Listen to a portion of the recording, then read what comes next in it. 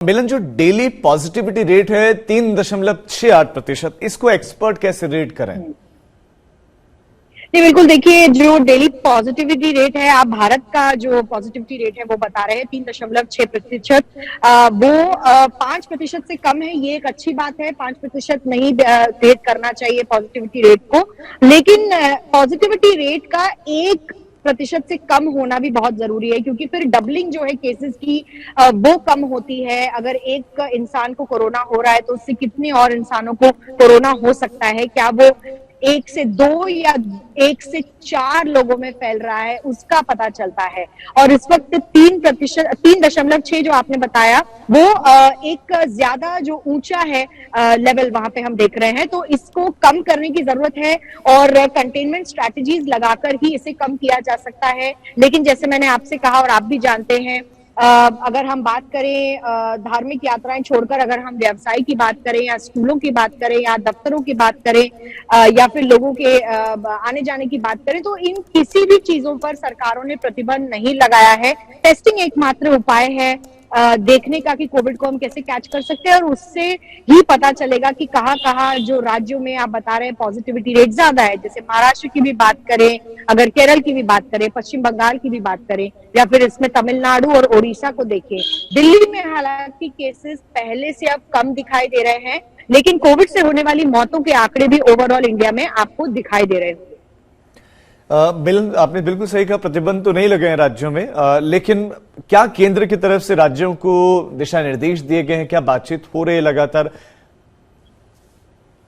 जी बिल्कुल, देखिए, केंद्र की तरफ से तो राज्यों को कहा गया है कि आप अपने केसेस कंटेन करिए, क्योंकि कंटेनमेंट का जो जिम्मा है वो आप पर है। केंद्र सरकार अपनी तरफ से कोई गंभीर स्टेप्स नहीं उठाएगी और आप ही को ये कदम उठाने होंगे राज्य स्तर के लेवल पर। तो जहां पर डिस्ट्रिक्ट कमिश्नर है या फिर गांव में जहां पर जिला पंचायत में बताया जा रहा है, पीएचसी सेंटर्स में जहां टेस्ट करवा सकते हैं, और टेस्टिंग को बहुत ही साधारण बना दिया गया है। बहुत ही कम दामों में अब टेस्ट हो रहे हैं, कम दामों में वैक्सीन भी लग रही है, और जगह जगह पीएचसी सेंटर जहां गांव में, वहां तो मुफ्त की वैक्सीन मुहैया कराई जा रही है। लोग वैक्सीन नहीं लगा रहे, जैसे काफी लोगों के बूस्टर शॉट्स भी बाकी हैं। तो इन सबको लेकर सरकार इसी बात से चिंतित है कि हर घर दस्तक 2.0 कैंपेन में कैसे लोगों को दूसरी डोज लगाई जाए बचाव के लिए, और जिन लोगों ने तीसरी डोज नहीं ली है वो कैसे तीसरी डोज ले सकते हैं। आज ही बहुत बड़ा ऐलान हुआ कि 15 जुलाई से 18 साल से ज्यादा की उम्र के लोगों को फ्री में अब बूस्टर डोज लगाई जाएगी, और मकसद सरकार का शायद यही है कि ज्यादा से ज्यादा लोगों को बूस्टर डोज लगे, क्योंकि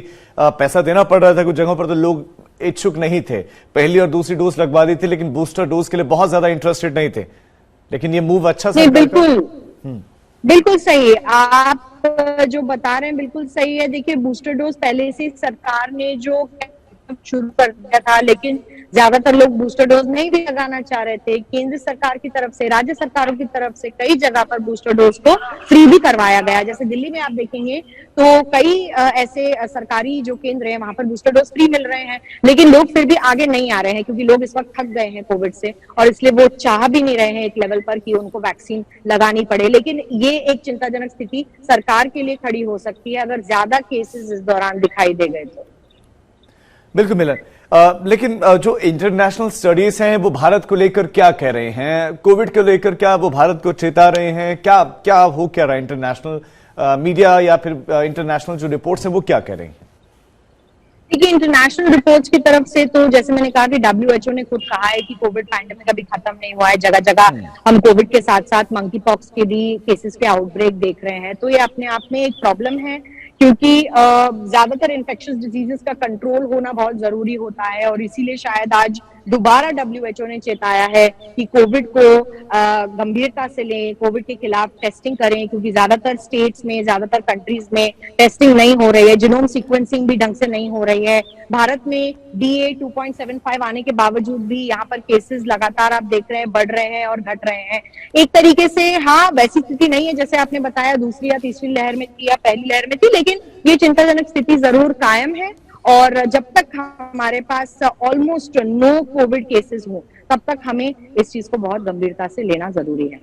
तो मेरे लोगों ने क्या ये सोच लिया है कि अब वो नियमों का पालन नहीं करेंगे, या एक्चुअली फेड अप हो गए, लोग बहुत थक गए कि अब बहुत हो गया, अब नहीं लगाएंगे मास्क?